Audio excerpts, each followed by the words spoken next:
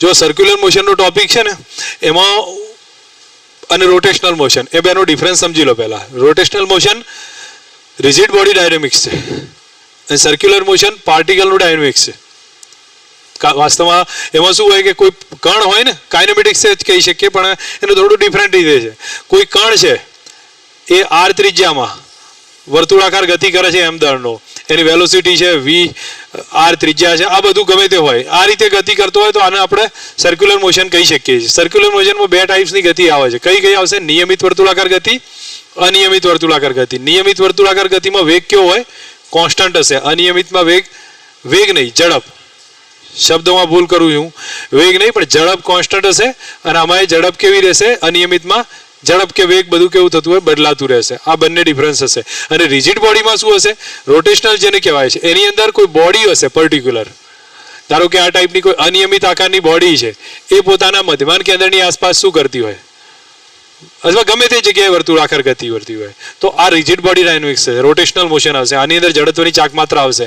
આમાં એ રીતનું નહીં આવે. બરોબર છે?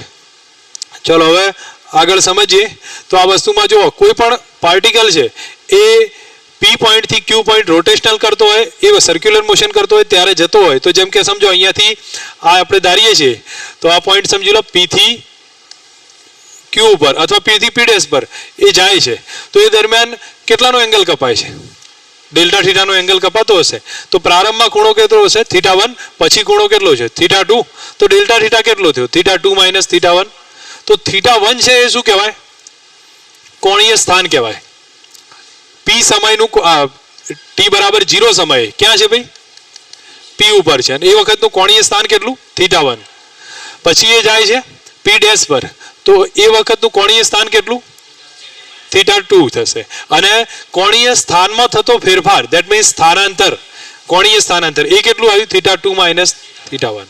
ખબર પડી ગઈ છે? આ બેઝિક વસ્તુઓ છે. તો આનું કોણીય સ્થાન કહેવાય છે. આ બીજું પણ θ2 એ કોણીય સ્થાન છે અને બેનો ડિફરન્સ લીધો એ કયો આવ્યો? કોણીય સ્થાનાંતર. સમજ આવે એટલે સુધી? હવે એના પછી આ કોણીય સ્થાનાંતરની ડિટેલ પૂરી થઈ જાય એટલે હું આગળ રિલેશન સમજી લો. તમને લોકોને અંદાજ હશે કે જ્યારે ખૂણો શેમાં મપાય છે? ડિગ્રીમાં મપાય અથવા રેડિયનમાં મપાય. તો જ્યારે ડિગ્રી રેડિયનમાં ફેરવવું હોય તો યાદ છે ને? ઠીક છે, એ તમને થોડું યાદ હશે એટલે હું વધારે એમાં ટાઈમ પાસ નહીં કરું. હવે અહીંયા તમને લોકોને ડિસ્પ્લેસમેન્ટ વિશે વાત કરું છું. કેટલા જણને યાદ છે ભાઈ? આ આર ત્રિજ્યા છે, આર ત્રિજ્યા છે. તો આ જે ડિસ્પ્લેસમેન્ટ આવે છે એ કેટલું થયું? ડેલ્ટા થીટા છે. અને એ બીજા શબ્દોમાં જો સ્થાનાંતરની વાત કરું તો ખૂણાની એક સીધી મેથડ છે. ખૂણો બરાબર શું આવશે? ચાપ ભાગ્યા ત્રિજ્યા. એ મુજબથી આપણે લખી શકીએ છીએ. તો અહીંયા જો ડિસ્પ્લેસમેન્ટ કેટલું? R1 થી R2 જાય છે. ડિસ્પ્લેસમેન્ટ કેટલું? આ ડેલ્ટા આર જેટલું થયું. અને ડેલ્ટા આર કેટલું થાય? 2r sin θ/2. યાદ છે? મેં તમને કહ્યું હતું. અને બીજી વસ્તુ, પથ લંબાઈ કેટલી? ચાપ બરાબર ખૂણો ગુણ્યા ત્રિજ્યા. તો કેટલું આવે? r into theta. નેક્સ્ટ હવે એના પછી છે કોણીય વેગની વાત કરું છું. તો પદાર્થનો કોણીય વેગનું સૂત્ર કયું આવે? Delta theta by delta t અથવા ડી થીટા બાય ડીટી આવશે. એકમ કયો થાય? રેડિયન પર સેકન્ડ. ઓકે, બીજી અહીંયા એક વસ્તુ બતાવું છું. કોઈ પદાર્થ આ રીતે રોટેશન કરે છે આમથી આમ તો સમજી લો કે એ પદાર્થ અહીંથી અહીંયા જાય છે પી થી ક્યુ ઉપર. શું અચળ રહેશે ભાઈ? નિયમિત રીતે જાય છે. શું અચળ રહે? કઈ ઝડપ? રેખીય કોણીય ઝડપ અચળ રહે. યાદ રાખજો, કઈ ઝડપ અચળ રહેશે? કોણીય ઝડપ ઓમેગા કોન્સ્ટન્ટ રહે. કેમ ઓમેગા કોન્સ્ટન્ટ રહે? ઓમેગા બરાબર કયું સૂત્ર છે? Delta theta by delta t. તો કોઈ કણ અહીંયા હોય, અહીંયા હોય, અહીંયા હોય, ગમે ત્યાં હોય તો એણે કેટલો ખૂણો કાપ્યો હશે? ડેલ્ટા થીટા જ કાપ્યો હોય. તો એ માટે delta theta by delta t કેવો રહેશે? અચળ રહેશે. બાકી તમે અહીંયા જોવા તો વી બરાબર સૂત્ર આવશે r ઇન્ટુ ઓમેગા. હવે રેડિયસ તો કેવી થતી જાય છે? આ પોઈન્ટ માટે રેડિયસ અલગ, ઓમેગા અચળ છે તો વેગ કેવો થશે? બદલાતો રહેશે. તો દેટ મીન્સ એ પહેલો કોન્સેપ્ટ છે. વેગ કેવો રહેશે? ચેન્જ થશે. પણ ઓમેગા આખી ગતિ દરમિયાન કેવી રહે? અચળ. પણ કઈ ગતિમાં? નિયમિત વર્તુળાકાર ગતિમાં. ખબર પડે છે કે હજી કન્ફ્યુઝ છો? નિયમિત વર્તુળાકાર ગતિમાં જે અચળ રહેશે. ઠીક છે, હવે એનાથી આગળ સમજીએ. તો આગળના પોઈન્ટ્સમાં તમે લોકો એક વસ્તુ થોડુંક સમજીને ક્લિયર રાખજો કે એમાં અહીંયા બેની કોમ્બિનેશન ડાયરેક્શનની વાત કરી છે. ઓકે, તો દિશા કઈ આવશે? તમને ખ્યાલ હશે કે આ પ્રમાણે ભ્રમણ થતું હોય તો ઓમેગાની દિશા ક્યાં આવે? જમણા હાથના સ્ક્વેરના નિયમ મુજબ ભ્રમણાક્ષની દિશામાં ગણી શકીએ છીએ. હવે નેક્સ્ટ એનાથી આગળ સમજીએ. વેલોસિટીમાં રિલેશન આવ્યું છે. તો તમને ખબર હશે ભાઈ, અહીંથી અહીંયા જાય છે તો વેલોસિટી કેટલી? આ તો મેં તમને ક્યાં બતાવ્યું હતું? રિલેટિવ મોશનમાં ક્લિયર કર્યું હતું, સાપેક્ષ ગતિમાં. તો કેટલું આવે? 2v sin θ/2. યાદ રાખવાનું છે. આ મહત્વના 2-3 પોઈન્ટ છે, ધ્યાન રાખજો. ટાઈમ પીરિયડ આવર્તકાળ કહેવાય છે. બીજું આવૃત્તિ છે, એનો એકમ કયો કીધો? હર્ટ્ઝ કીધો છે. આવર્તકાળના આવૃત્તિનો કેવું કહ્યું છે? વ્યસ્ત કહેવાય છે. બાકી બધા કોમન રિલેશન. હવે તમે લોકો ઓમેગા બરાબર કયું કહેવાય? Δθ/Δt. અને એના બદલે 2π/t પણ કહી શકીએ. એક ભ્રમણ પૂરું કરવા માટે ખૂણો કેટલો કપાય? 2π. અને સમય હશે t જેટલો, બરોબર? તો 2πf પણ કહી શકીએ. યાદ રહે આ બધું? ઓકે, રિવિઝન છે એટલે ખ્યાલ આવવો જોઈએ. હવે આવ્યું છે કયો ટોપિક ભાઈ? કોણીય પ્રવેગ. કોણીય પ્રવેગને શું શેના વડે રિપ્રેઝન્ટ કરીએ છીએ? આલ્ફા વડે. હવે આલ્ફા વડે રિપ્રેઝન્ટ કરતા હોય તો આલ્ફા બરાબર શું લખાય છે? Δω/Δt થશે. હવે Δω/Δt છે તો એ વખતે એનો એકમ કયો બન્યો ભાઈ? રેડિયન પર સેકન્ડ સ્ક્વેર બનશે. હવે આલ્ફાની દિશા ક્યાં હોય? કોની દિશામાં હોય આલ્ફા? Δω ની દિશામાં. ઓમેગાની નહીં પણ Δω ની દિશામાં. ચલો, આલ્ફાની દિશા ક્યાં હશે? ઓકે, બોલો કઈ દિશામાં હોય? મને એમ લાગે છે કે તમને લોકોને મેં ભણાવ્યું જ ખોટું છે. કઈ? હા, તમે લોકો તો ભણ્યા છો ને. કઈ તરફ હોય? ભ્રમણાક્ષની દિશામાં હોય. કોની દિશામાં હોય? Δω ની. ઓમેગા ક્યાં છે? ઓમેગા ક્યાં છે? ભ્રમણાક્ષ દિશામાં. તો એના ફેરફાર ક્યાં થાય? હા, તો એ જ દિશામાં હશે. પણ એવું જરૂર નહીં કે ઉપર જ હોય, બરોબર? ગમે તે બાજુ હોય. જમણા હાથનો સ્ક્રૂ આમાં ના લાગુ પડે. કેમ નહીં લાગુ પડે? વેગનો ફેરફાર કઈ દિશામાં છે એ મહત્વનું છે. ક્લિયર થાય? કોણીય વેગનો ડિફરન્સ કઈ દિશામાં છે. એટલે જમણા હાથનો સ્ક્રૂનો નિયમ શેમાં લાગુ પડે? ઓમેગામાં લાગુ પડે. આમાં નહીં લાગુ પડે. સમજો એની ડાયરેક્શન આ તરફ હશે. આલ્ફા બરાબર ΔE/Δt. આ તત્કાલીન હશે ને. હવે એકમ કયો થયો? રેડિયન પર સેકન્ડ સ્ક્વેર. ઠીક છે, યાદ રહેશે આ બધામાં. ઓકે, હવે આવ્યું છે, હું બીજું ટાઈમ પાસ નહીં કરું. કોણીય વેગ ને રેખીય વેગ વચ્ચેનો સંબંધ. કયું સૂત્ર આવે ભાઈ? v બરાબર, અહીંયા લખી દઉં છું, v = r⍵. અદિશ સ્વરૂપે. સદિશ સ્વરૂપે શું લખાય? કયા આવશે? v બરાબર ω/r². ઓકે, ડાયરેક્શન ક્યાં આવે ભાઈ? v ની દિશા ક્યાં હોય? ઓમેગાની દિશા ક્યાં છે? ભ્રમણાક્ષની દિશામાં. એટલે આમ બહાર આવતો હોય. r ક્યાં છે? ત્રિજ્યાની દિશામાં. તો ω/r કરો, ક્યાં આવે? ઉપર. ઉપર એટલે આમ નહીં પણ સ્પર્શકની દિશામાં આવે. તો વેગ હંમેશા ક્યાં હોય? સ્પર્શકની દિશામાં. ખબર પડી છે? ω/r કર્યું, ઉપરની ડાયરેક્શન, ધેટ મીન્સ સ્પર્શકની દિશામાં આવે. હવે અહીંયા ત્રણેયની ડાયરેક્શન બોલો. વેગ કઈ દિશામાં? સ્પર્શકની દિશામાં. ઓમેગા અને r ત્રિજ્યા સદિશ છે. ઠીક છે આ બધામાં? હવે બીજી વસ્તુ અહીંયા તમને બતાવું છું. v બરાબર r⍵ છે, એનું વિકલન કરતો અદિશ સ્વરૂપમાં. તો v બરાબર શું આવશે? dv/dt થયા. r બહાર નીકળી જાય. dω/dt. તો આ શું થઈ ગયું? a બરાબર r × આલ્ફા. તો સદિશ સ્વરૂપમાં શું લખાય? α×r. યાદ રહ્યું છે? v બરાબર ω×r અને a બરાબર α×r. આ કયો પ્રવેગ હશે? એની ડાયરેક્શન શોધો તો ખબર પડશે. આલ્ફા ક્યાં હોય? ભ્રમણાક્ષની દિશામાં. અને r ક્યાં હોય? ત્રિજ્યાની દિશામાં. તો આલ્ફા બહાર આવે છે, r ત્રિજ્યા તરફ. કઈ બાજુ હોય? સ્પર્શકની દિશામાં. તો આ કયો પ્રવેગ ગણાય ભાઈ? સ્પર્શીય પ્રવેગ કહેવાય છે. સમજ આવે છે? આ કયો પ્રવેગ હશે? સ્પર્શીય પ્રવેગ. આ બધી વસ્તુઓ નાની છે પણ બહુ જ અગત્યની છે, યાદ હોવી જોઈએ. કયો પ્રવેગની વાત કરું છું? સ્પર્શીય પ્રવેગ. ક્લિયર થયું? તો હવે તમારી સામે આ 3 પ્રવેગનો આઈડિયા ક્લિયર થયો. મતલબ કે એક પ્રવેગનો આઈડિયા ક્લિયર થયો. કયો આવ્યો ભાઈ? મેં સ્પર્શીય પ્રવેગ. હવે પછી એની બધી ડિટેલ બતાવું છું, એક પછી એક સમજતા જજો. આ કયો પ્રવેગની વાત આવી છે? કેન્દ્રગામી પ્રવેગ. ઓકે, કેન્દ્રગામી પ્રવેગ ક્યાં હોય? કેન્દ્ર તરફ હોય. એના સૂત્ર આવડે છે? કયું થાય? v²/r, r⍵² અથવા ω × v થાય. અહીં લખી દઉં છું. કયું આવે? આ બધું કાઢ નાખું છું, ઓમેગા ઇન્ટુ વી. કયા કયા સૂત્ર થયા? V square by R, R omega square અથવા ઓમેગા ઇન્ટુ વી. યાદ રહે આ ત્રણ ઇક્વેશન. હવે આ કેન્દ્રગામી પ્રવેગનું આવ્યું. કેન્દ્રગામી પ્રવેગની દિશા ક્યાં આવે? કેન્દ્ર તરફની છે. ઠીક છે. હવે તમારી સામે મને એમ કહો કેટલા પ્રવેગ, પહેલા તો વેગ કેટલો, કોણીય વેગ કયો?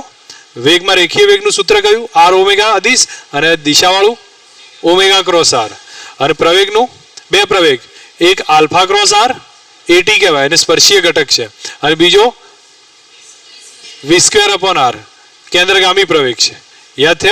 આ ટોટલ આ સ્ટેપમાં થયું. હવે અહીંયા જોવા જાઓ, કેન્દ્રગામી પ્રવેગ કેન્દ્રગામી બળ ઉત્પન્ન કરે. કેટલું આવે? M v square by r અથવા શું કહેવાય? M r omega square. યાદ રહી જાય બધું રિલેશન. આ બધામાં એનો જ ઉપયોગ છે, સીધું બતાવ્યું છે એટલે કંઈ વધારે એમાં મળશે નહીં. બરોબર? ચલો હવે નેક્સ્ટ એના પછીની વાત કરું છું. બે પ્રવેગ ભેગા કર્યા છે, ખબર પડે છે? એક કયો હતો? સ્પર્શીય પ્રવેગ, અને બીજો આવ્યો કેન્દ્ર તરફનો. તો એક હશે ટેન્જન્શિયલ પ્રવેગ એટી, બીજો આવ્યો સ્પર્શીય પ્રવેગ એસી લખ્યું છે અથવા એઆર લખો. હવે તમે જુઓ પરિણામી પ્રવેગ ક્યાંક વચ્ચે હશે. હવે ગમે તેની સાથે ખૂણો બનાવો. અહીંયા કોની સાથે ખૂણો લીધો છે? કેન્દ્રગામી સાથે ખૂણો લીધો છે. હવે કેન્દ્રગામી સાથે જે ખૂણો બને છે તો એના આધારે ટેન થીટામાં સામેની બાજુ કઈ થઈ? ટેન્જન્શિયલ થયું, અને પાસેની બાજુ કોણ થયું? તો એટી અપોન એસી આવે. હવે યાદ આવે છે, આ એટી હોય આ એસી હોય તો પરિણામી પ્રવેગ કેટલો થાય? Root of ac square plus at square. ખબર પડી ગઈ છે? એનો મતલબ પરિણામી બળ ડિવાઇડેડ બાય માસ કર્યું છે, બીજું કંઈ વધારે છે નહીં. હવે તમારી સામે આ કન્ડિશન થઈ, બે પ્રકારના પ્રવેગ આવ્યા છે, એક એટી છે અને એક એસી છે. ચલો એસી ક્યારે હોય, એટી ક્યારે હોય એની વાત કરો. ચલો કેન્દ્રગામી પ્રવેગની વાત કરો. ક્યારે હોય? જ્યારે કોઈ પણ પ્રકારની વર્તુળાકાર ગતિ થાય તો કેન્દ્રગામી પ્રવેગ પ્રોડ્યુસ થઈ જાય. ખ્યાલ આવે? સ્ટ્રેટ મોશનમાં કેન્દ્રગામી પ્રવેગ ના હોય, થોડો બી કર્વ બનતો હોય કેન્દ્રગામી પ્રવેગ આવે છે. ઠીક છે? હવે બીજી વસ્તુ, સ્પર્શીય પ્રવેગ ક્યારે આવે ભાઈ?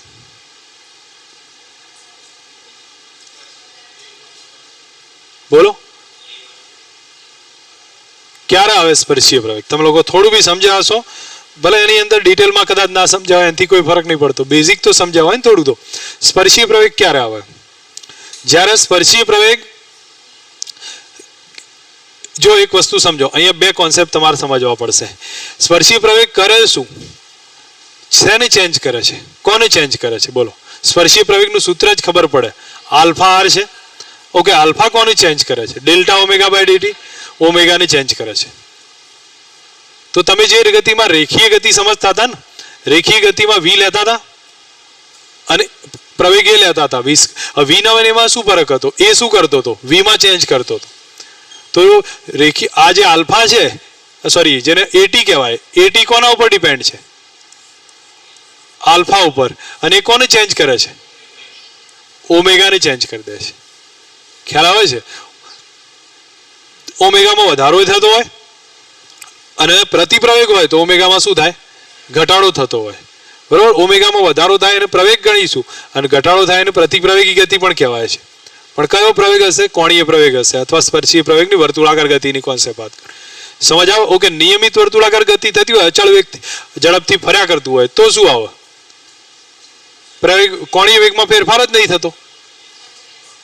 ઓમેગામાં ફેરફાર ના થાય તો આલ્ફા કેટલો થાય? 0 થઈ જાય. ખબર પડી છે? આ સ્ટેપ હશે.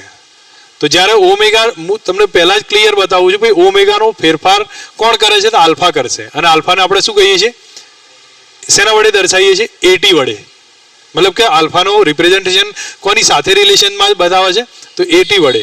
તો તમે લોકો વિચાર કરો, જ્યારે ઓમેગા અચળ રહેતી હોય ને તો આલ્ફા 0 થઈ જાય, અને આલ્ફા 0 થશે, સ્પર્શીય પ્રવેગ કેટલો હોય? 0 હોય. જ્યારે ઓમેગા ડેવલપમાં ચેન્જ આવશે તો આલ્ફા ડેવલપ થશે, ને આલ્ફા ડેવલપ થયો તો એટી આવશે. બાકીની કન્ડિશનમાં નહીં હોય. અત્યાર સુધી આપણે ટેક્સ્ટબુકમાં ને મોટાભાગે ભણ્યા છે, કયા પ્રકારની ગતિ ભણ્યા છે? નિયમિત વર્તુળાકાર ગતિ, જેમાં આલ્ફા કેટલો હોય? 0 હોય. યાદ આવે છે આ બધી મેથડ? તો અહીંયા તમને એનો ડિટેલમાં ઉપયોગ આપ્યો છે. હવે બોલો, ક્લિયર થયું છે? બે પ્રકારના બળમાં બે પ્રકારના ભાગ પડીએ. એક કયો આવે? કેન્દ્રગામી બળ. એક કયો આવે? સ્પર્શીય બળ. અને પરિણામી બળ શું થાય? Root of FC square plus FT square. કહી શકીએ ને આમાં? હવે અહીંયા તમારી સામે થોડા કોન્સેપ્ટ મૂક્યા છે જે તમને જોઈને ખબર પડે એવું છે.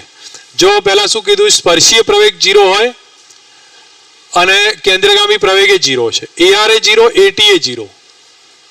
AR 0, AT 0. એનો મતલબ શું થયું ભાઈ, તમે વિચારીને કોમન. AR 0, કેન્દ્રગામી પ્રવેગ 0, પદાર્થ સુરેખ ગતિ કરે છે. ખ્યાલ આવે છે? AR 0, કેન્દ્રગામી પ્રવેગ 0, પદાર્થ સુરેખ ગતિ કરે. AT 0 મતલબ સ્પર્શીય ઘટક 0. હવે સ્પર્શીય ઘટક કોના જેવો છે ખબર છે? v² - v0² બરાબર 2ax જેવો છે. એમાં જે ગતિ કરાવે છે ને એ ટાઈપનો. તો સ્પર્શીય ઘટક વેગમાં ફેરફાર નહીં કરે, કારણ કે સ્પર્શીય ઘટક વાસ્તવમાં કરે છે વેગમાં ફેરફાર, પણ એ જ 0 છે. તો વેગમાં ફેરફાર નહીં થાય, વેગ કેવો રહેશે? અચળ રહેશે. તો પદાર્થ શું કરશે? એક તો વર્તુળાકાર ગતિ નહીં કરે, સીધી રેખામાં જશે અને પાછો અચળ વેગથી જશે. એટલા માટે શું પદ આવ્યું છે? આંદોલન નહીં આવે. શું કરે ભાઈ? સરળાવર્ત કરશે, સુરેખ ગતિ કરે. કારણ કે તમે લોકો સમજો, એક તો વળતોય નથી, બરોબર છે, અને પછી એ સીધી કન્ડિશનમાં મોશન થયા કરે છે. ક્લિયર છો? હવે બોલો, AR 0 છે પણ AT 0 નથી.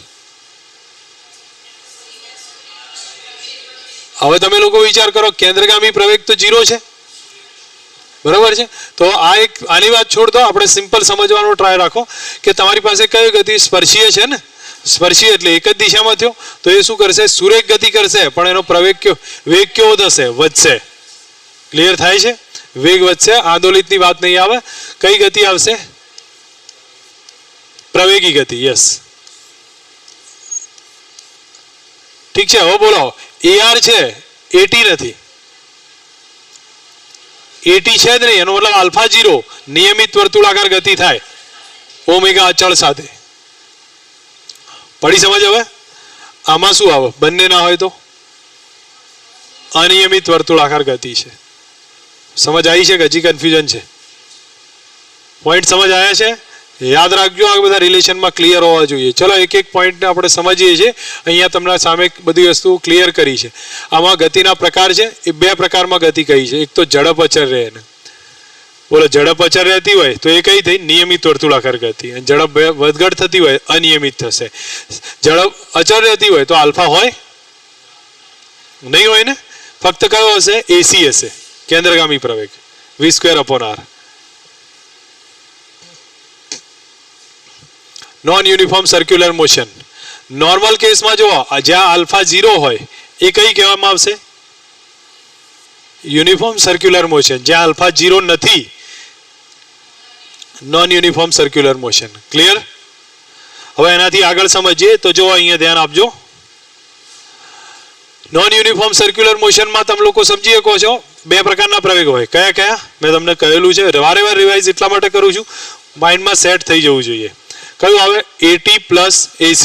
પણ AT ક્યાં હોય? સ્પર્શકની દિશામાં. AC ક્યાં હશે? કેન્દ્ર તરફ. તો પરિણામી શું થાય? √AC² plus AT². Okay, AT ના મૂલ્ય કેટલા? આલ્ફા R અથવા આલ્ફા ક્રોસ R, અને AC નું મૂલ્ય કેટલું? ઓમેગા ક્રોસ V કો અથવા ઓમેગા V²/R અથવા R ઓમેગા².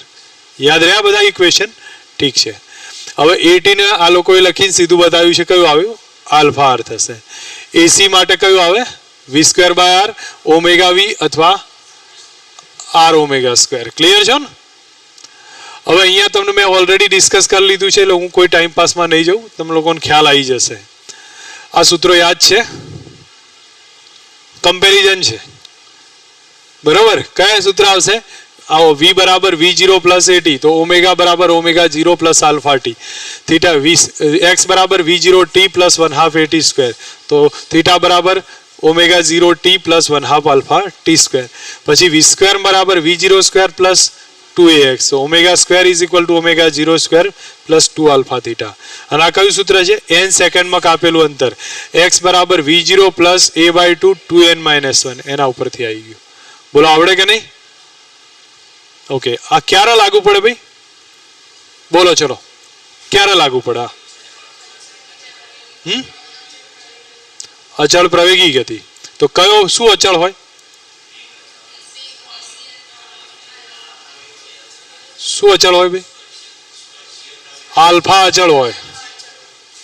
આલ્ફા અચળ હોય, કારણ કે આગળમાં સાદા પ્રવેગની વાત કરતા હતા, અહીંયા આલ્ફાની વાત થાય છે. તો શું અચળ હોય ત્યારે આ સાચું છે? આલ્ફા અચળ હોય અથવા એટી અચળ છે. ઠીક છે, બોલો અહીંયા તમારા સામે શું બતાવ્યું છે ભાઈ?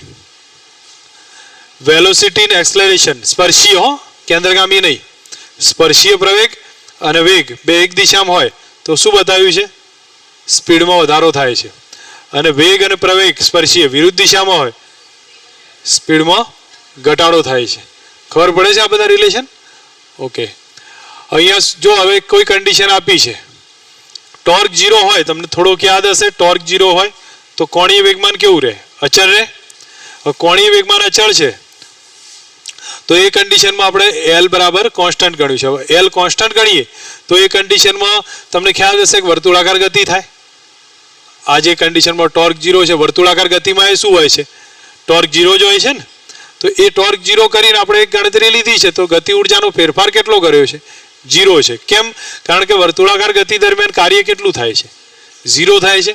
તો કાર્ય 0 થયું તો ડેલ્ટા કે કેટલો? 0. હવે ડેલ્ટા કે 0 થયો તો કે કેવી થઈ? અચળ થઈ. હવે કે અચળ છે તો વેગ કે ઝડપ અચળ?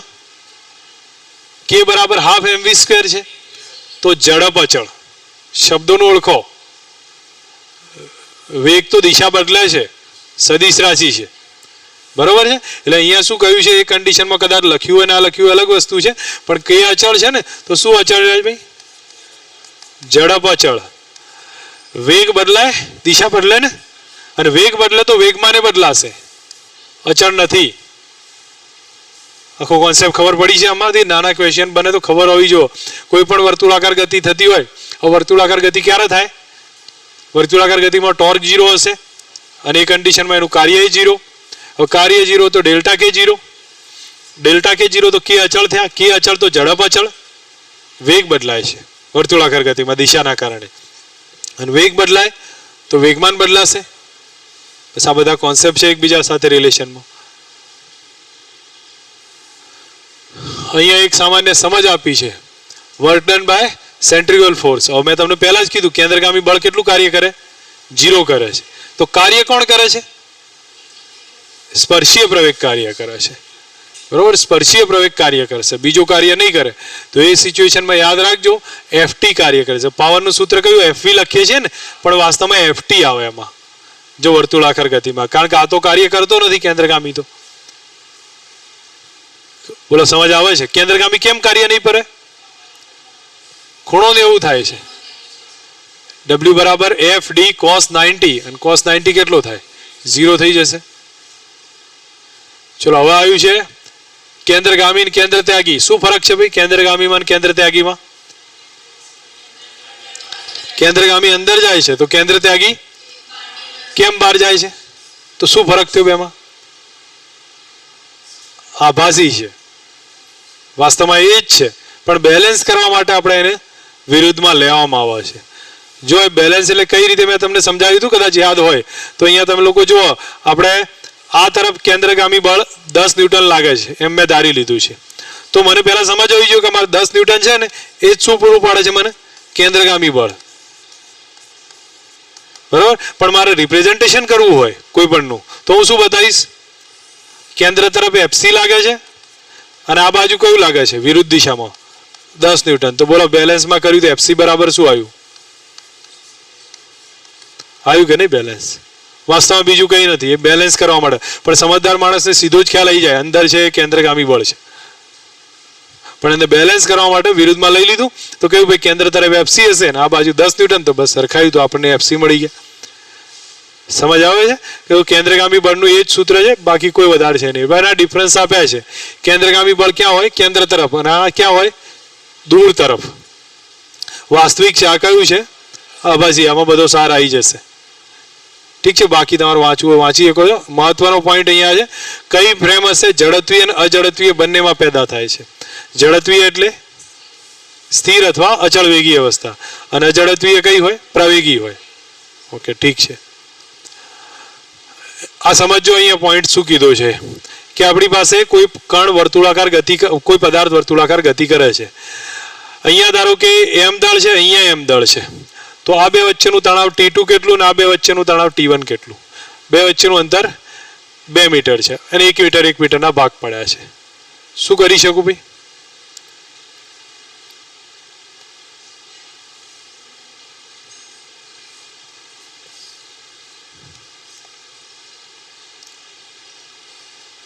જો એક સમજો આ વર્તુળાકાર ગતિ થઈ રહી છે આ પ્રમાણે. અહીંયા એમ દળનો પદાર્થ છે, તો મેં તમને કીધું એ પ્રમાણેનું તમે લોકો કહી શકો છો કેન્દ્રગામ તરફ કયું બળ લાગતું હોય? ટી લાગે કે નહીં? તો ટી જ શું પૂરું પાડે છે? ઠીક છે, તો હું આખા બહારના પોઈન્ટની વાત કરું છું. આ કેટલી ત્રિજ્યા છે? 2 છે, તો એ ત્રિજ્યા R2 ગણું R2 છે, તો એ વખતે કેન્દ્રગામી બળ કેટલું લાગે? mv² બાય R2 આવે, બરોબર કે નહીં? અને એનો તણાવ છે કયો છે? T2 છે. તો આવ્યો એટલો કે કન્ફ્યુઝન થાય છે? અહીંયા જે તણાવ છે T2 એ જ કેટલું થયું? કેન્દ્રગામી બળ mv² બાય. અહીંયા કેટલું થાય ભાઈ? અહીંયા કેટલું થાય?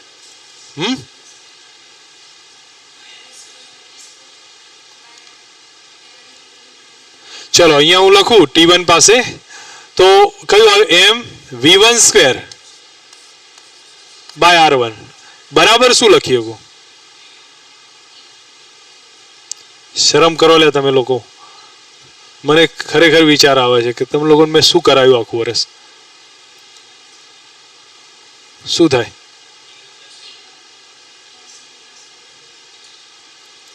તમે લોજિકલ થોડા લોજિકલ બનો. જો તો તમને તરત અંદાજ આવશે આ તરફ કયું લાગે છે ભાઈ. કેન્દ્રગામી બળ કઈ રીતે શોધાય? એક મિનિટ તમે લોકો હવે મને કઈ બાજુ લઈ જાઓ છો એ મને નહીં ખ્યાલ આવતો. જો અહીંયા હું તમને કહું છું,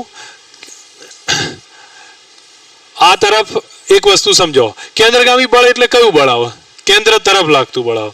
તો આ તરફ 10 ન્યૂટન ફોર્સ લાગે છે, તો મારા માટે કેન્દ્રગામી બળ કેટલું થયું? 10 ન્યૂટન થયું. હવે સમજો હું આ બાજુ 2 ન્યૂટન બળ લગાડું, તો કેન્દ્રગામી બળ મારા માટે કેટલું થયું? 8 ન્યૂટન થયું. મારા કેન્દ્ર તરફ બળ જોઈએ.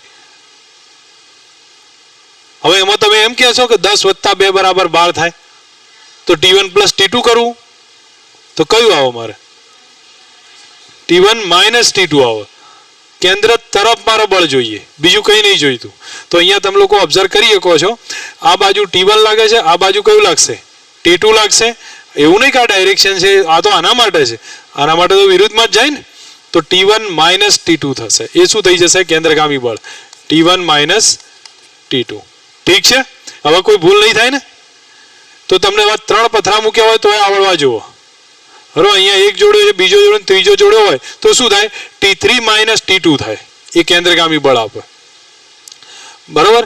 હવે એક બીજી વસ્તુ બતાવું છું. અહીંયા મેં લખ્યું છે T2 બરાબર કેટલા લખું? mv² by R2. મને જવાબમાં કહેજો mv² બાય R ના બદલે શું લખાય? R⍵². બરોબર, તો mR⍵². mR⍵². અહીંયા શું લખું? mR⍵². હવે 2 જ મિનિટ ઉભા રહો. જો m તો કોનો છે? m2 નો છે કે નહીં? આના માટે તો m2 નો છે. R ત્રિજ્યા R2. હવે ઓમેગા કઈ લઉં? ω2 લઉં કે અચળ લઉં? અચળ આવશે. આખી ગતિ દરમિયાન અચળ ઝડપથી થતી હોય તો ઓમેગા કેવી રહે? અચળ હશે. અહીંયા શું આવશે? m1 R1 અને ઓમેગા અચળ છે. કન્ફ્યુઝન છે હજી? આ બે મહત્વના પોઈન્ટ છે. કઈ રીતે શોધ્યા છે ખબર પડી છે? કેન્દ્રગામી બળ શોધતા પહેલું આવડવું જોઈએ. આ બાજુ હશે T1, આ બાજુ હશે T2, તો T1 - T2 કેન્દ્રગામી બળ. એના બદલે શું લખાય? mv² by R2. v ને R તો બદલાતો રહે છે, પણ mR⍵² લખું તો m2 R2 ઓમેગા અચળ રહેશે. પડી જાય સમજ? હવે બોલો, એમાં કોઈ પ્રોબ્લેમ નથી ને? હવે કયો આવ્યો? સાપેક્ષ કોણીય વેગ. સાપેક્ષ કોણીય વેગ છે ને એ સમજવા જેવો પોઈન્ટ છે કે કોઈ પણ સાપેક્ષમાં કોણીય વેગ આપણે ફાઇન્ડ કરવો. સમથિંગ આ પોઈન્ટ આપ્યો છે, તો હું માનું ત્યાં સુધી તમે લોકો થોડુંક ધ્યાન આપજો. જો અહીંયા ઝડપ કોઈની v1 હોય, અહીંની ઝડપ કેટલી છે? v2 છે. આ ત્રિજ્યા R1 છે, આ ત્રિજ્યા R2 છે. માગ્યું છે શું? Time taken by to complete 1 revolution with respect to particle 1. હવે બીજાનો મતલબ કે વેગ શોધવો છે, કોણીય વેગ કોની સાપેક્ષમાં? પહેલાની સાપેક્ષ વિથ રિસ્પેક્ટ ટુ પાર્ટિકલ 1 છે. તો કયું શોધવાનું છે એ સમજી લો. તો હું તમે લોકો એક વસ્તુ કોમન, બીજાનો કોણીય વેગ પહેલાની સાપેક્ષમાં શું લખું? થાય એટલું ઓમેગા 2 માઇનસ ઓમેગા 1. હવે આપણે ટાઈમ ટેકન જોઈએ છે ને, તો ટી બરાબર હું લખી દઉં 2 પાઈ ઓમેગા. તો ઓમેગા બીજાનો પેલાની સાપેક્ષમાં આવી જાય. ઓમેગા 2 માઇનસ ઓમેગા 1 ઓમેગા 2 1 એટલે શું થાય? Omega 2 minus omega 1. હવે ઓમેગા 2 એટલે પહેલાની 2 પાઈ બાય t1, આનું 2 pi by t2, 2 pi cancel થઈને આવો એક જવાબ આવે. કઈ રીતે આવે ફરી સમજો. તમને આવું કોઈ નાનું મોટું પૂછે તો ખબર હોવી જો કે આ એક v1 ઝડપથી જાય, v2 ઝડપથી જાય છે. તો આપણે બીજાની ઝડપ શોધવાની છે, આ બીજાનો સમય શોધવો છે. કોની સાપેક્ષમાં? પહેલાની સાપેક્ષમાં. તો એ વખતે તમે લોકો લખી શકો ઓમેગા 2 1 એટલે ઓમેગા 2 માઇનસ ઓમેગા 1. ટાઈમનું સૂત્ર કયું? 2 પાઈ બાય ઓમેગા 2 1. તો ઓમેગા 2 માઇનસ ઓમેગા 1 આ લખ્યું, પછી આ જવાબ આવે. બોલો સમજ આવી છે કે સમજાવવું છે હજી? ક્લિયર છો? આ તો રેન્ડમ એક એક્ઝામ્પલ છે, મૂક્યો છે, કોઈ બહુ વધારે પૂછાયો છે નહીં પરીક્ષા. અહીંયાથી હવે સ્ટાર્ટ થશે. હું માનું ત્યાં સુધી જ્યારે સાપેક્ષ ગતિ પૂછાય તો ઓમેગા સાપેક્ષ ગતિમાં જ્યારે ઓમેગા આવે તો ઓમેગા બરાબર લખવાનું વી લંબ ડિવાઇડેડ બાય આર. કયો હશે? વી લંબ ડિવાઇડેડ બાય આર આવશે ઓલવેઝ. તો તમે લોકો એક ઓબ્ઝર્વ કરો, આનો લંબ ઘટક કેટલો થાય? આ વી સાઇન થીટા થાય. આ ખૂણો થીટા છે તો કયો ઘટક આવ્યો? વી સાઇન થીટા ગુણ્યા લંબ અંતર કેટલું? આર. કેમ મેં ભાઈ એ લીધું છે? કારણ કે વેગ હંમેશા સ્પર્શકની દિશામાં લેવાનો હોય. સીધો વેગ તમારા કંઈ કામ નહીં, તો સ્પર્શકનો વેગ લઈ લો. કયો છે? વી લંબ ડિવાઇડેડ બાય આર. હવે જો અહીંયા તમે લોકો સમજો, આ પોઈન્ટમાં જુઓ, તમને એમ કે અહીંયા વેગ વીએ છે, આ વીબી છે. કયો છે ભાઈ? વીબી. અને આ વેગ કયો છે? વીએ છે. હવે આ એંગલ θ1 છે અને આ એંગલ કયો છે? θ2. હવે તમને પૂછે કે સાપેક્ષ વેગ શોધો, તો 2 મિનિટ અટકજો. એના આધારે ઓમેગા એ બી શોધવો હોય. ઓમેગા કયો છે? કોનો વેગ કોની સાપેક્ષમાં ભાઈ? એનો બીની સાપેક્ષ કોણીય વેગ છે. તો એ વખતે મેં તમને કહ્યું ને વી લંબ ડિવાઇડેડ બાય આર આવે. હવે આમાં સમજો કઈ રીતે ફાઇન્ડ કરું છું. વી લંબ એટલે પહેલા તો આર કયું લેવાનું? બે વચ્ચેનું અંતર. એ આવી ગયું આપણી જોડે. હવે તમે મને એમ કહો આનો લંબ ઘટક કયો? વી સાઇન θ2. તો અહીંયા હું લખી દઉં વીબી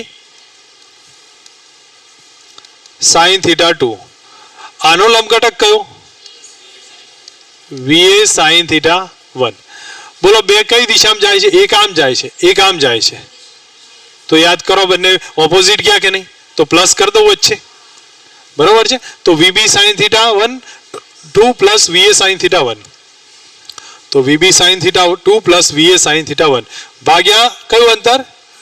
લંબ અંતર. તો લખીએ કાંઈ વીએબી લંબ લીધો ડિવાઇડેડ બાય આરએબી. પડી સમજ હવે? ચલો આ દાખલો અને પછી એક દાખલો છે, એમાં તમે મને હેલ્પ કરો. જો એક જ દિશામાં જાય છે, શું કરું ભાઈ? V1 સાઇન θ1 આ થઈ ગયો V2 સાઇન θ2. એક દિશામાં જતા હતા, શું કર્યું ભાઈ? V2 sign. કેમ મેં પહેલો 2 લીધો?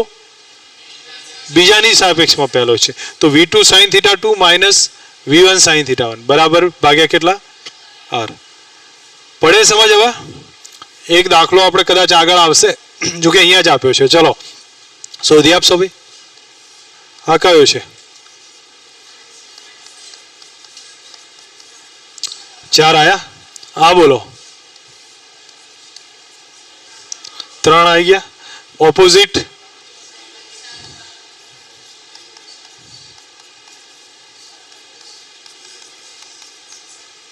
આવડે શોધતા? એક જ દિશામાં હોત તો કેટલા આવત? 0.1 આવત. ઠીક છે, આવડી જશે ને હવે? હવે એના થોડા પ્રોબ્લેમ્સ જોઈએ છે. તો અહીંયા તમે લોકો જો પહેલા આ કયો ક્વેશ્ચન છે ભાઈ? ક્યાં જોયેલો છે? NCERT નો ક્વેશ્ચન છે. બરોબર છે? તમે લોકો મને હેલ્પ કરજો. આમાં કયું છે? 27 ની ઝડપે સાયકલ જાય છે 80 મીટર ત્રિજ્યાના વર્તુળાકાર ટ્રેક પર.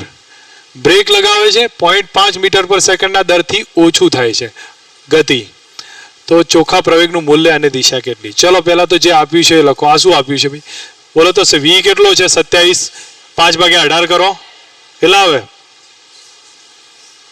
કેટલા આવે ભાઈ? ગણો, ચલો ગણો.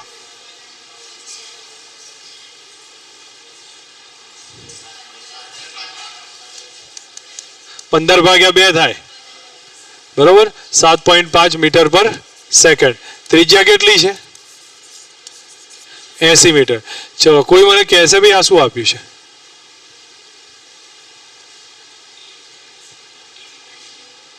ડીવી બાય ડીટી. ઓકે, બીજા કોઈ કહી શકે? રાઈટ છે એને કીધું, છતાંય બીજું શું આપ્યું છે?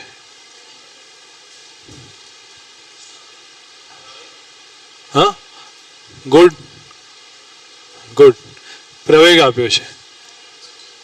ડીવી બાય ડીટી એટલે પ્રવેગ જ થયો ને, બરોબર. કારણ કે 0.5 મીટર પર સેકન્ડના એક સમાન દરથી ઓછી થાય ઝડપ, તો વેગમાં થતો ફેરફાર આપ્યો છે. એનાથી જવાબ નહીં આવે. રાઈટ છો તમે લોકો, મને લખાવો. ચલો, એ બરાબર કેટલા?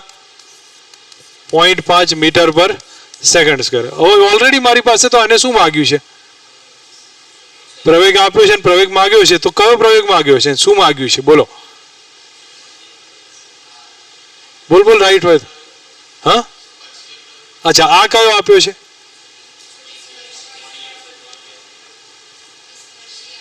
ગુડ, એ સ્પર્શીય આપ્યો છે. મેં તમને શું કીધું હતું? ભાઈ તમે લોકો પાછા જલ્દી ભૂલી જાઓ છો. જે વેગમાં વધારો કરે, વેગમાં ઘટાડો કરે, એ સ્પર્શીય પ્રવેગ હશે. તો મેં તમને પહેલા કહ્યું હતું કે નહીં? તો આ શું કરે છે? એને શું કીધું છે? જુઓ, વધારો ઘટાડો કરે છે તો આ કયો ટેન્જન્શિયલ પ્રવેગ થયો? સેન્ટ્રીફ્યુગલ તમે શોધી લો. કયું સૂત્ર? v²/r. અને ટોટલ પ્રવેગનું સૂત્ર કયું કહેવાય? tan θ કેટલો? AC/AT. ગણવો છે, ખબર પડે છે? ક્લિયર થઈ ગયું? ઓકે, યાદ રાખજો, આ જે આપ્યો હોય વેગમાં વધારો કરતો હોય, વેગમાં ઘટાડો કરતો હોય, સ્પર્શીય હશે. અહીંયા શું કીધું છે ભાઈ? 20 સેન્ટીમીટર ત્રિજ્યા છે, આર ત્રિજ્યા આપી છે, 0.2 મીટર. પ્રારંભિક ઝડપ કેટલી છે? 5. અંતિમ ઝડપ કેટલી છે? 6. સમય કેટલો આપ્યો છે? 2. આલ્ફા શોધવો છે. શું કરીએ? ચલો, v બરાબર v0 પ્લસ AT. તો બોલો અહીંયા v0 કેટલા છે? 5 બરાબર 6 પ્લસ a, અને t કેટલો? 2. તો a કેટલો આવ્યો? -1/2. ઉલટું લખ્યું છે મેં. આ 6 છે ને આ કેટલા છે? 5 છે. કેટલો આવે? 1/2 આવી ગયો. 1/2 આવ્યો તો આ કયો પ્રવેગ છે? સ્પર્શીય પ્રવેગ. હવે માઇન્ડમાં બેસાડો ભાઈ, જે વેગમાં વધારો કરતો હોય, ઘટાડો કરતો હોય, સ્પર્શીય પ્રવેગ હશે. નહીં સમજ પડતી હજી? બરોબર. તો આ કયો હશે? સ્પર્શીય પ્રવેગ AT. અને AT બરાબર કયું સૂત્ર? Alpha r. r ઓલરેડી આપ્યો છે મને, તો આલ્ફા કેટલો આવ્યો? a/r. AT/r આવે ને. AT કેટલો છે? 1/2. અને r કેટલો છે? 0.2. પછી ગણી લેજો જે આવે. ખબર પડી છે? ઠીક છે, ચલો આગળ. જો અહીંયા શું કીધું? 90 ડિગ્રીનું વળાંક છે અને 190 મીટર ત્રિજ્યા સાથે બનાવે. કારમાં વળાંકમાં 2 મીટર પર સેકન્ડથી દાખલ થાય છે અને ખૂબ જ ઝડપી લાગતા ડ્રાઈવર 0.2 મીટર પર સેકન્ડ સ્ક્વેરના પ્રતિપ્રવેગ લગાવે છે. કારનો પ્રવેગ કેટલો? તીવ્ર ઝડપ પર વળાંક 15 મીટર પર સેકન્ડ થઈ ગઈ છે. શું કહ્યું છે? ખબર પડે છે? 90 ડિગ્રીનો વળાંક લે છે. આપણે એનાથી કોઈ મતલબ નથી. કેન્દ્રગામી આવી ગયું ને ટૂંકમાં. હવે ત્રિજ્યા કેટલી છે? પ્રારંભમાં ઝડપ કેટલી છે? અંતમાં કેટલી થાય છે? 15 મીટર પર સેકન્ડ. આ શું આપ્યું છે? 0.92 પ્રતિપ્રવેગ આવ્યો, સ્પર્શી આપ્યો છે. ગુડ. AT એ 0.92 થયો.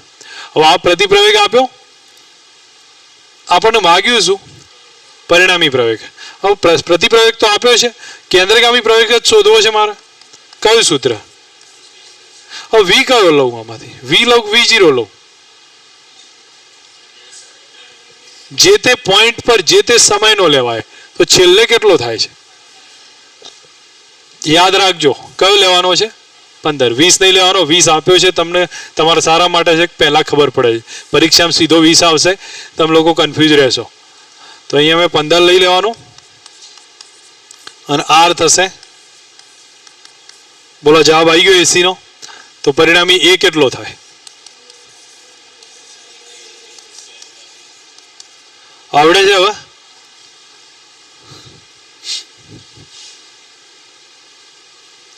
ચલો, R બરાબર 6 મીટર ત્રિજ્યા છે, વેગ બરાબર 2t છે. સમજવા જેવો પોઈન્ટ છે. R 6 મીટર છે, વેગ કેટલો આપ્યો છે? 2t. નીચેના પદ મેળવવાના છે. કયા સમયે? 0 સમયે 3 સેકન્ડે. પહેલા લખું છું 0 સમય માટે. બોલો તો વેગ કેટલો? 0 આવે. વેગ તો 0 છે જ્યારે હું t0 લખું તો કેન્દ્રગામી પ્રવેગ કેટલો થયો? 0 થઈ ગયો. સ્પર્શીય પ્રવેગ કેટલો ભાઈ? ગુડ. કયું સ્પર્શીયનું સૂત્ર કયું હતું? dv/dt હતું. એ જ હતું ને તમે લોકો? સ્પર્શી એટલે નોર્મલ પ્રવેગ છે, જે અત્યાર સુધી આપણે ભણતા આવ્યા. તો AT બરાબર કયું સૂત્ર? dv/dt. એટલે કેટલા થયા? 2 થયા. તો પરિણામી પ્રવેગ કેટલો થયો?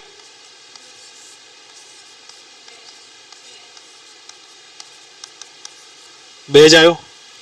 ચલો, આવા કન્ડિશનમાં હવે જોઈએ 3 સેકન્ડે વેગ કેટલો? 6 મીટર પર સેકન્ડ આવ્યો. તો AC કેટલો? V કેટલો છે બોલો? 6 નો વર્ગ ભાગ્યા 6. 6 જવાબ આવી ગયો.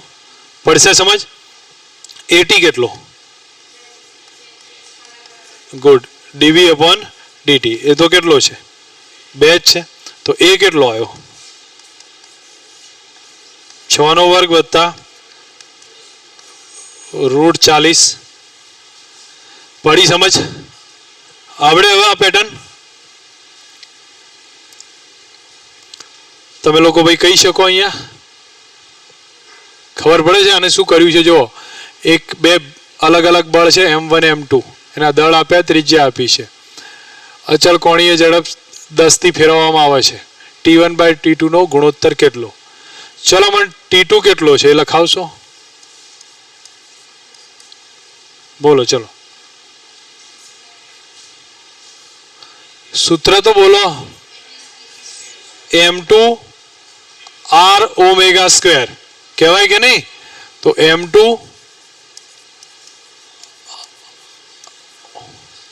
આવડે છે કે નહીં ભાઈ? કે mv²/r કહેવાય. તો પછી અહીંયા કેવું લખું બોલો તો? કયું લખું? કયું લખાય ભાઈ? T1 - T2. T1 - T2 બરાબર કયું આવે? M1 R1 omega square. બરોબર. તો T2 ની કિંમત અંદર મૂકી દઉં. T1 કેટલો આવ્યો? T2 પ્લસ થાય કે નહીં આ બાજુ? અને T2 ની કિંમત કેટલી છે? M2 R2 omega square. આ બાજુ કેટલા? M1 R1 omega square. થાય એટલો? T1/T2 નો ગુણોત્તર જોઈએ. T1/T2. આ કેટલા આવે? ઓમેગા સ્ક્વેર તો નીકળી જવાના.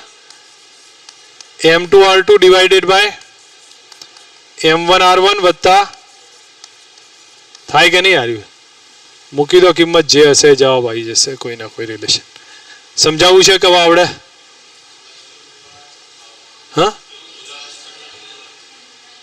ભૂલ છે કઈ? અચ્છા, ઉલટું લખી ગયું ને?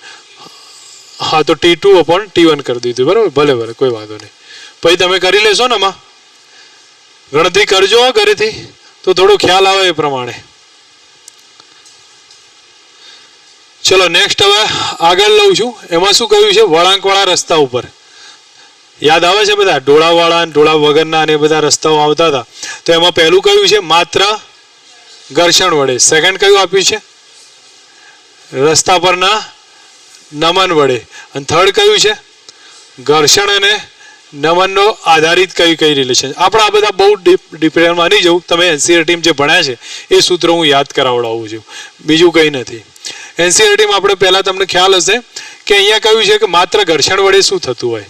તો આપણે તમને કદાચ યાદ હોય કે સીધા આપણે સર્કલ ઉપર ફરતા હોઈએ છીએ તો એ વખતે આપણે થોડા નમી જઈએ છીએ વળાંક આવે ત્યારે, બરાબર. તો એ નમીએ છીએ એનો મતલબ કોઈ ના કોઈ એંગલ બનતો હોય, બરાબર. અહીંયા આપણે સીધું સાદી ગણતરીમાં આપ્યું છે, કોઈ નમતો ના હોય, સીધી ગણતરીમાં રિલેશન બતાવ્યું છે. તો સામાન્ય રીતે ભ્રમણ કરતો હોય કોઈ પદાર્થ આમ સીધા ટ્રેક પર આ રીતે આમથી આમ ફર્યા કરે છે, અહીંથી આમ, કોઈ નમતો નથી. તો બોલો આ નીચે કયું લાગે છે? ઉપર કયું લાગ્યું? એન. આ બાજુ એફ લાગતું હોય. હવે કોણ કેન્દ્રગામી બળ આપે? એફ જ આપશે, ઠીક છે. તો અહીંયા સમજો કઈ રિલેશન? એફ કેન્દ્રગામી બળ આપે છે. તો એફ બરાબર કયું સૂત્ર? mv²/r. અને તમને એક યાદ હશે કે આપણું બાહ્ય બળ છે આ ઘર્ષણ એ મહત્તમ કરતા કેવું હોય? ઓછું અથવા એના જેટલું.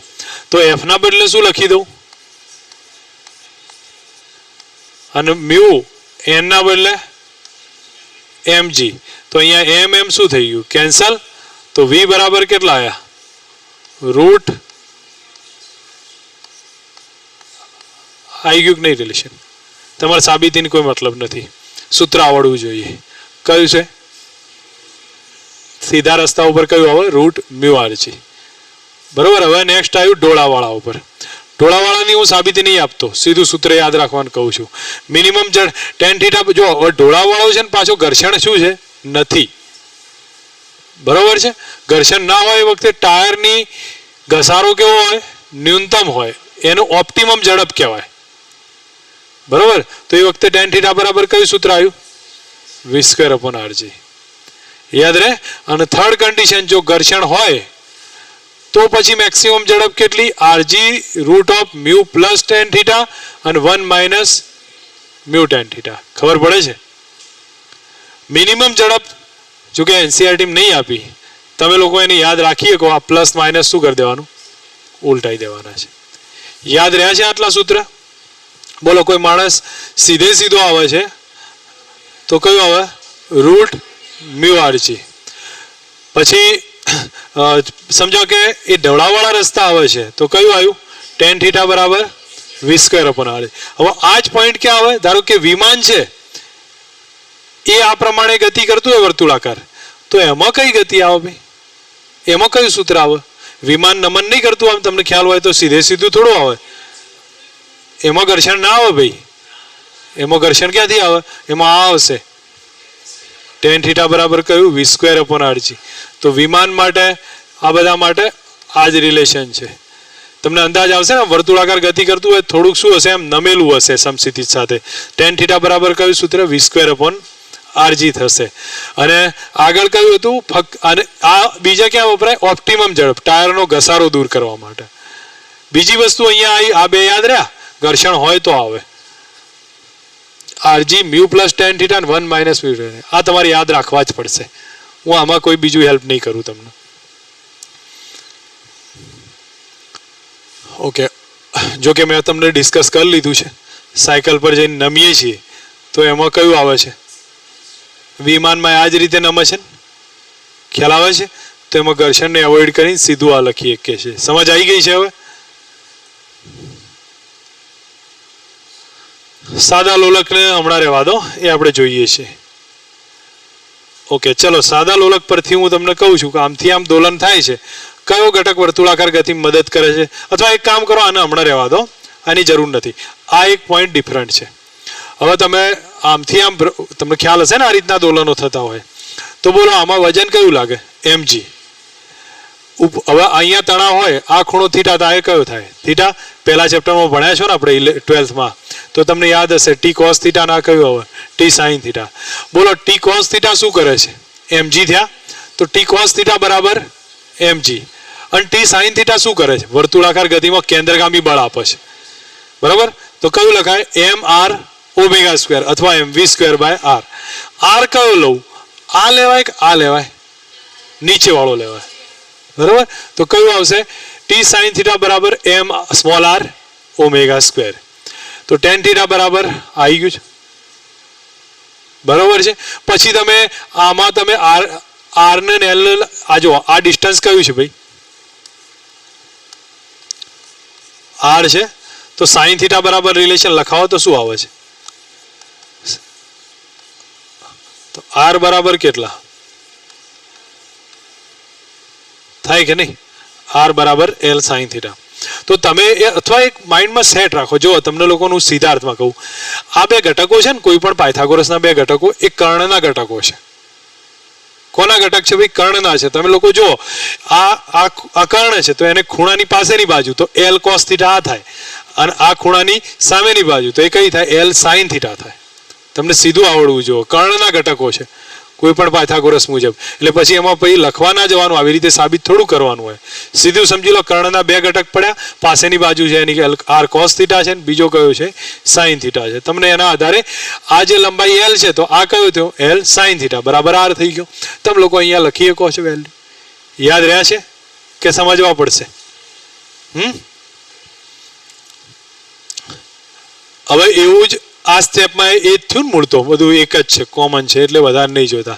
આ બાઉલનો ટોપિક મેં ક્યાં લીધો હતો? ઘર્ષણમાં લઈ લીધો હતો, એટલે હું આને ટાઈમ પાસમાં નહીં લેતો અત્યારે. ઓકે, આ બે પોઈન્ટ જોઈએ એના પહેલા ઘર્ષણના બધા યાદ કરી લો તો મુદ્દાઓ, તો થોડું રિવાઇઝ થઈ જાય અને યાદ પણ આવી જાય. ચલો મને એટલું કહેશો, સાયકલ સવાર જતો હોય ને વળતો હોય તો કયું આવે? ઘર્ષણના કારણે. ચલો એક કામ કરો, કોઈ વ્હીકલ છે વર્તુળાકારમાં ફરે છે તો એમાં કયું સૂત્ર આવતું હતું? વી બરાબર રૂટ મ્યુ આરજી, બરાબર? કોઈ સાયકલ સવાર થોડો નમી જાય છે, ટેન થીટા બરાબર વી સ્ક્વેર અપોન આરજી આવતું હતું એટલી રિલેશન. પછી ધારો કે એનાથી બતાવ્યું કે ભાઈ ઢોળાવાળા રસ્તામાં ઘર્ષણ છે તો વી મેક્સ બરાબર R G mu plus ten theta 1 minus mu ten theta. ઠીક છે? મિનિમમ માટે પ્લસ માઇનસ ઉલટાઈ દેવાના. અને વિમાન માટે એ જ આવશે, ટેન થીટા બરાબર વી સ્ક્વેર અપોન. અને આના માટે આપણે જોયું તો એમાં શું લખ્યું હતું ભાઈ? ઓકે, આ આવી ગયું. અને આમાં જોયું તો અહીંયા તમે ભાગ પાડી દેવાના. mg છે, આ n છે, અને આ બાજુ કયું કેન્દ્રગામી બળ? ટી સાઇન થીટા, આ T cos theta. T cos theta બરાબર mg અને ટી સાઇન થીટા બરાબર mv સ્ક્વેર બાય આર અથવા mr ઓમેગા સ્ક્વેર. ભાગાકાર લઈ લો. આર ના બદલે શું લખાય? L sine theta. આવડે હવે? ઠીક છે. હવે એના સાથે આ એક સ્ટેપ આવશે. આ ક્યારે યુઝ થશે એ સમજજો. જો કોઈ પદાર્થ વર્તુળાકાર ગતિ કરતો હોય અને સરકી જવાની અણી પર હોય, નહીં કહેતા સરકી જવાની અણી પર છે, તો એ સિચ્યુએશનમાં બેલેન્સ કરવું પડશે. જેમ કે એક દાખલો આપ્યો છે જો, અથવા તમે આને બેલેન્સ કરવું હોય તો હું તમને બતાવું કઈ રીતે લખાશે. અહીંયા જોઈ લો, આ mg થયો, આ n થયો. કેન્દ્રગામી બળ કોણ પૂરું પાડે? ઘર્ષણ. તો n બરાબર mg થઈ ગયા અને કેન્દ્રગામી બળ આપે છે ઘર્ષણ, તો F બરાબર mv સ્ક્વેર બાય આર.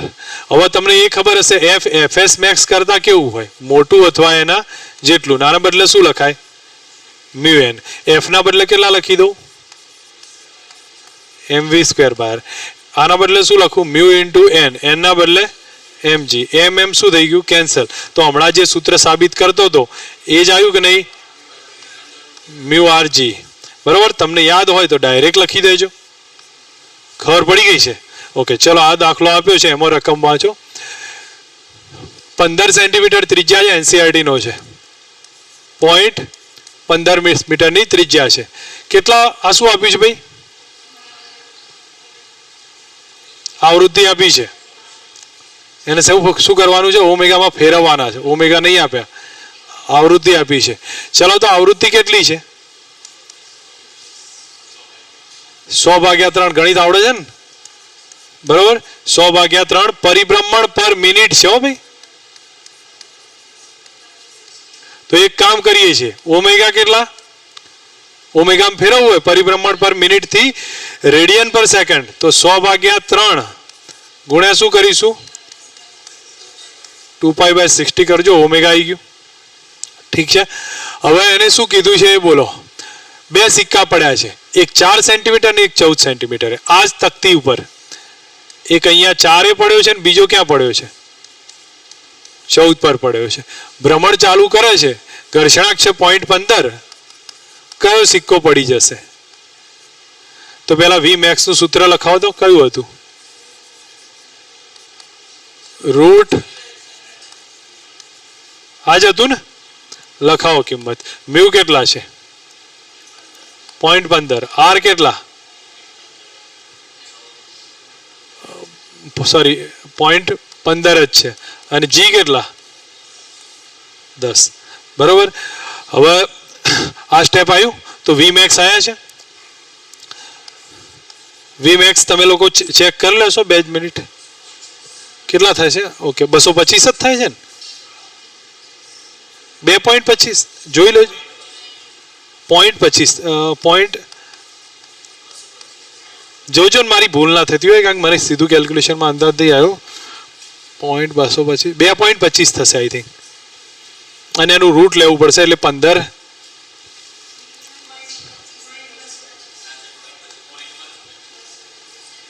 અને રૂટ લીધું તમે કે બરાબર છે? ઠીક છે, જે થતું હોય. ચલો મારી કદાચ આમાં સમજવામાં ભૂલ છે. આવી જશે આટલું? તમે લોકોએ લીધું નથી? બેસી રહો છો પણ ગણતરી નહીં કરો.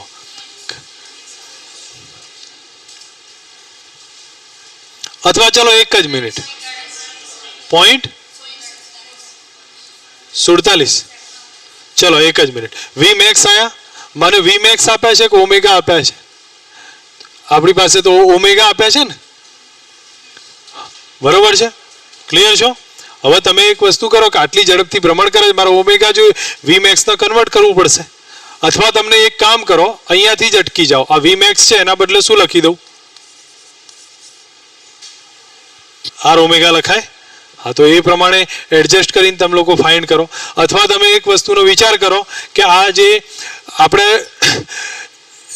જે બી ઝડપ આપી છે એની કિંમત મૂકી દઈએ તો બી મળશે. અથવા જો એક તમને સીધા અર્થમાં કહું, કદાચ મારી એમાં થોડીક સમજાવવામાં તમને ભૂલ થઈ ગઈ છે. મારે રેડિયસ શોધવાની હતી ને, મેં તમને સમજાવી દીધું છે બીજું. તમને આ સૂત્ર ખબર પડી ગઈ ને આટલા સુધી? તો tan θ બરાબર સોરી વી મેક્સ બરાબર કયું હતું? Mu R G. આ હતું ને? હવે તમે એક વસ્તુ વિચાર કરો કે આ મેક્સિમમ ઝડપ છે તો આપણે આટલી ઝડપ રાખવાની છે, એને મેક્સિમમ ગણી કાઢીએ. તો વી બરાબર શું લખાય? r² ω² બરાબર મ્યુ આરજી. આટલું લખીએ. હવે આમાંથી એક આર કેન્સલ કરી નાખીએ તો આર બરાબર કેટલા આવ્યા? આ આર છે ને મેક્સિમમ છે, આટલી હોવી જોઈએ. તો આ મેક્સિમમ આર આવી આપણને. તો તમે લોકો લખાવો મ્યુ કેટલો? 0.15. જી કેટલો? 10. અને ઓમેગા કેટલા છે? 100/3 ગુણ્યા 2π/60. આ કદાચ 2 ની વચ્ચે આવતી હોય. 2 ની વચ્ચે એટલે 4 અને 14 ની વચ્ચે આવશે. સમજાવો કે સમથિંગ મેં ધારી લીધું 12 સેન્ટીમીટર જેવી આવી, તો કયો સિક્કો પડી જાય ભાઈ? 14 વાળો પડી જશે. લગભગ એની આસપાસ આવશે, કારણ કે મને ખ્યાલ છે આ કન્ડિશનમાં. તો 14 વાળો શું થશે? પડી જશે. અને 4 વાળો રહેશે. આમે તમે લોકો જોવા તો ખબર પડે ને કે ભ્રમણ થતું હોય નજીક વાળાને ઇફેક્ટ ઓછી થાય, દૂર હોય એ શું થાય? તરત ફેંકાવાનું ચાલુ થાય. સેમ કન્ડિશન છે. એટલે આમાં લખીએ છીએ કે 4 સેન્ટીમીટર પરનો સિક્કો રહે છે અને 14 સેન્ટીમીટર પડી જાય. સમજ આવી છે આમાં? ઓકે. કોન્સેપ્ટ થોડોક ડિફરન્ટ છે પણ એનસીઆરટી નો હતો એટલે મેં તમને બતાવ્યો. હવે લાસ્ટ એક કોન્સેપ્ટ છે એ સમજી લો. આમાં શું બતાવ્યું છે ભાઈ? ઘર્ષણનો ટોપિક છે. ઘર્ષણમાં મેં સમજાવ્યું હતું કે પદાર્થ ચોંટીને ઊભો રહે છે, એનો મતલબ શું થાય? નીચે mg લાગતું હોય, ઉપર F લાગે ને આ બાજુ તો n શું પૂરું પડે છે? કેન્દ્રગામી બળ. તો n બરાબર કયું લખાય? તમને યાદ હશે ને, મેં ઘર્ષણમાં સમજાવ્યું છે. હું વધારે એમાં ટાઈમ પાસ નહીં કરું, જાતે સમજી લેજો. ઠીક છે. આ એક મેં ફર્સ્ટ યુનિટ ખતમ કર્યો છે. કોનો ખતમ કર્યો ભાઈ? સર્ક્યુલર મોશનનો. સેકન્ડ યુનિટમાં થોડા ગણતરીઓ બાકી છે, એ આપણે લઈ લઈશું, એમાં કોઈ ફરક નહીં પડે. પણ મેં ફર્સ્ટ યુનિટ એક અત્યારે રાખ્યો છે. 2 એક દાખલા છે એ તમને